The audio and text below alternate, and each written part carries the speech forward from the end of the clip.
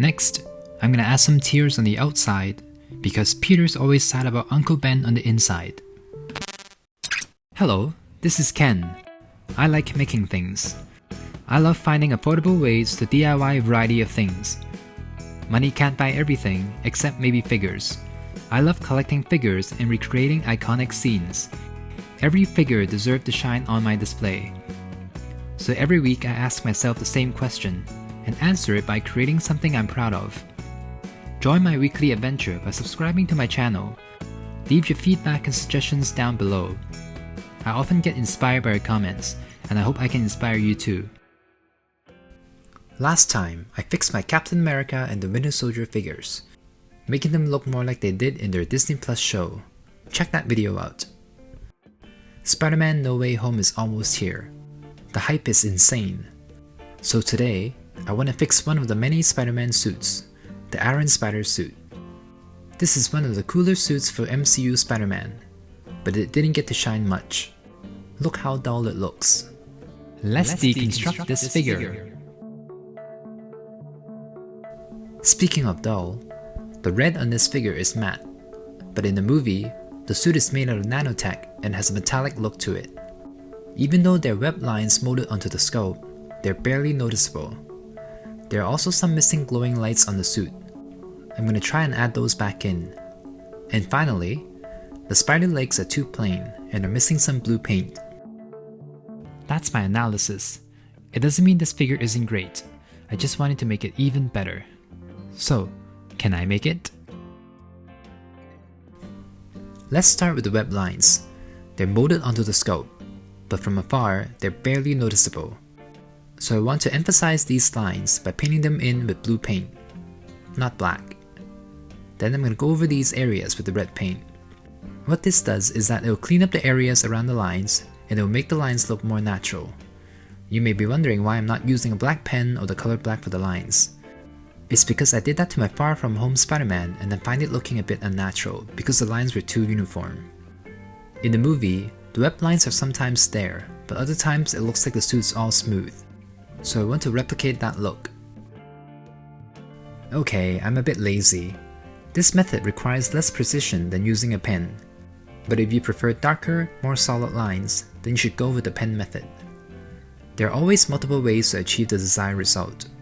There's no right or wrong, as long as you're happy with the final result. Okay, I may sound like I know exactly what I'm doing. The reality is that I'm just experimenting. That's why I started with his legs and I'm working my way up, cause the head needs to look right.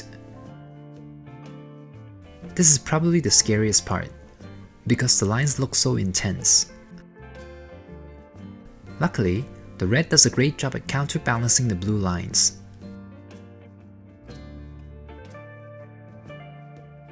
Phew! Look at that. It looks like I did nothing to it. Okay, just kidding. When you look closely, the web lines are all filled in, but they aren't super intense. Exactly what I wanted. Perfect. Next, I'm going to do some touch-ups on the goat bits, so they can pop a bit more. The original goat color is not very reflective. I want the spider legs to look and feel very sharp and metallic. Okay, this next step is a bit tricky. It will either work and not stand out, or it won't work and become an eyesore. I'm painting in the light up bits on his suit. First with the white, so it gives it a clean base, then some light blue to imitate the glow effect. I don't expect them to look like they're glowing, but I think when done right, they'll look fine.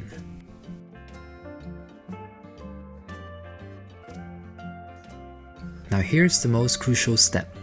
I'm gonna apply a coat of varnish over the red areas to make them look more metallic, like how I did with my Iron Man figures. But I don't want it too glossy, because that's the problem with the Far From Home Spider-Man figure. It was too shiny that it looked greasy. So I want this suit to have multiple levels of shininess. The darker blue is already somewhat reflective. The gold on the figure should pop, so the red can't be too glossy, otherwise nothing will stand out. Okay, here he is all varnished. Not bad, he looks more metallic now, but it's starting to look greasy, so I'm going to leave it like that. To add some extra touches, I'm adding in the smallest amount of light blue onto his eyes, so they look like they're glowing. Alright, this next step is also optional I think. I'm just brushing a very thin layer of black over the blue areas, making them slightly deeper in color and slightly less reflective, so everything else can pop more. Alright, here is the final step. I'm gonna add those blue details back onto his spider legs. Turns out, this is even harder than painting in the web lines. The key is to keep the paint strokes clean, so they completely cover up the gold. The straighter the edges, the better they'll look. I had to do this off screen. It was very challenging. Okay, I'm back. Not joking, this took me a few hours to do, but the result's worth it. I was impatient near the end and it showed. The paint looked sloppier and required more fixing. So if you're doing the legs, be ready to spend a lot of time on them. And to finish it off, I'm gonna make sure the blue paint doesn't get rubbed off. I'm not doing that again. So I'm gonna go over them with the varnish, to add a layer of protection and to make them look a bit more metallic. Here's the finished Iron Spider-Man. The suit looks way more metallic now. Just look at those spider legs. They're so much more defined. And the fake lights on his suit turned out fine too. Especially his eyes. I love how the eyes look now.